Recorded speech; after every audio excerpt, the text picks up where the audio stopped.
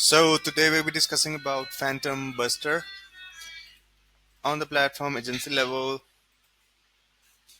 You can find for the app marketplace here in the side navigation bar down below.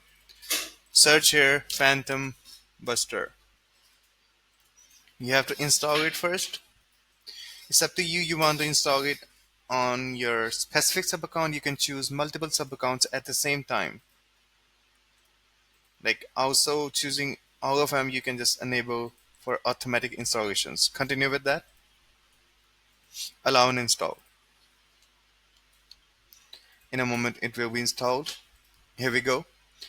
Let's just move back towards the agency level. Is loading at the moment. The next step will be moving forward towards the sub account on which we have installed Phantom Buster. Here we are. As you can see, let's just choose that sub account. Here we are on the sub account now.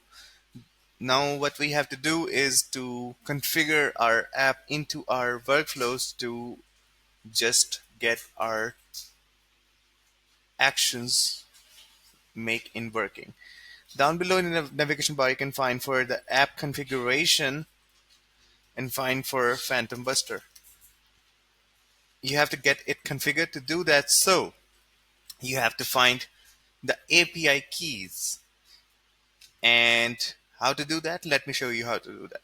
So basically, you have to set up your Phantom Buster account on Google, and from there, you can just find for the My Workspace settings from here.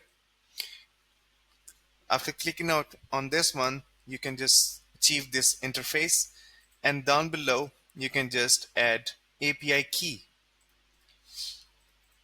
Just click on it and here we go.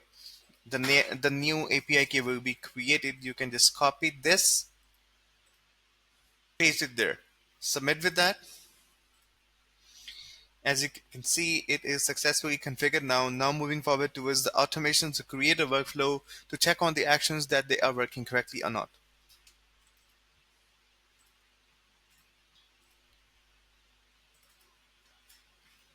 Here is the create workflow. You have to start from scratch. Here we are in the workflow builder now. Let's just create a new action and let's just check what actions are provided by Phantom Buster. Have a look. These are the two actions provided by a Phantom Buster at the moment.